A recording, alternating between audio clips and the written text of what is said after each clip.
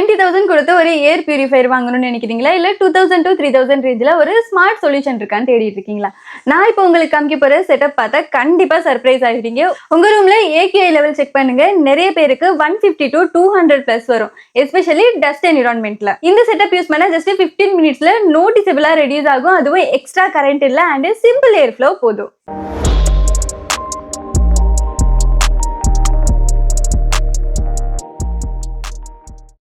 Basically ஏசில mesh filter மட்டும் தான் இருக்கும். பட் ப்ராப்ளம் என்னன்னா இது small particles, allergens, pollutant, dust and especially PM 2.5 மாதிரி பார்ட்டிகல்ஸ் அவ்வளோ பவர்ஃபுல்லா கேப்சர் பண்ணாது.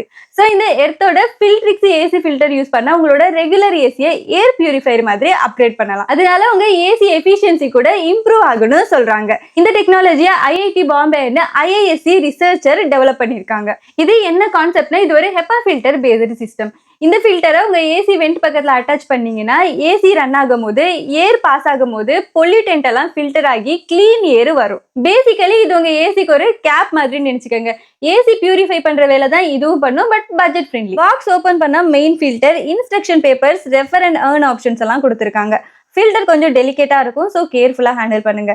இன்ஸ்டால் பண்றதுக்கு முன்னாடி உங்க ஏசி மெஷ் ஃபில்டரை நல்லா கிளீன் பண்ணுங்க, இல்லைன்னா ஏர் ஃப்ளோ ரெடியூஸ் ஆகி பர்ஃபார்மன்ஸ் கம்மியாகலாம். இன்ஸ்டாலேஷனும் ரொம்ப சிம்பிள் தான். இதுல உங்களுக்கு 2 வேரியன்ட் வரும். சம்மர் அண்ட் விண்டருக்கு செப்பரேட்டா ஃபில்டர் இருக்கும். என்கிட்ட இருக்கிறது பாத்தீங்கன்னா சம்மர் வேரியன்ட் அண்ட் இதுல சிங்கிள் HEPA ஃபில்டர் தான் இருக்கும். இந்த ஃப்ரேம்ல இந்த ஃபில்டரை ஃபிக்ஸ் பண்ணணும். கூடவே லெஃப்ட் அண்ட் ரைட் சைடு வைக்க ஏர் ஃப்ளோ பூஸ்டர் கொடுத்துருக்காங்க. ஸோ நீங்க சென்டர்ல மட்டும் உள்ள 2 சைட்லயும் பிளேஸ் பண்ணலாம். அப்போ ஏர் ஃப்ளோ ஃபுல்லா கவர் ஆகி பெட்டர் பியூரிஃபிகேஷன் கிடைக்கும். பேக் சைட்ல டபுள் சைடட் டேப் இருக்கும். அதை யூஸ் பண்ணிட்டு ஏசில ஃபிக்ஸ் பண்ணலாம். வேணானா ஈஸியா ரிமூவ் அண்ட் ரீ அட்டாச்சும் பண்ணலாம்.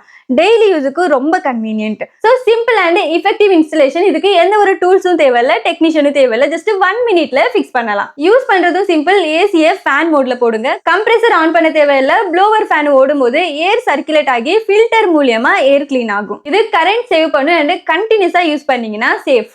மெயின்டெனன்ஸ் பத்தி பார்த்தா HEPA ஃபில்டர் வாஷபிள் இல்ல, ஸோ ரிப்ளேஸ்மெண்ட் தான் பண்ணணும். யூஸ்வலி 10 to 12 month லைஃப் இருக்கும் அண்ட் காஸ்ட்டும் பாத்தீங்கன்னா 2000 இருக்கும். இது வந்து நார்மல் ஏர் பியூரிஃபையர் ஃபில்டரை விட கொஞ்சம் சீப்பர் தான். ஸோ சிம்பிளா இந்த ஓல்டு ஃபில்டரை ரிமூவ் பண்ணிட்டு நியூ ஃபில்டரை நம்ம பிளேஸ் பண்ணிக்கலாம்.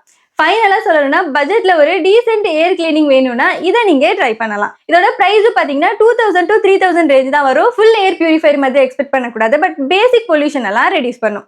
இந்த ப்ராடக்ட்டோட பையிங் லிங்க் வீடியோல டாக் பண்ணிருக்கேன், செக் பண்ணி பாருங்க. அதில் டிஸ்கிரிப்ஷன்லயும் கொடுக்குறேன், செக் பண்ணுங்க.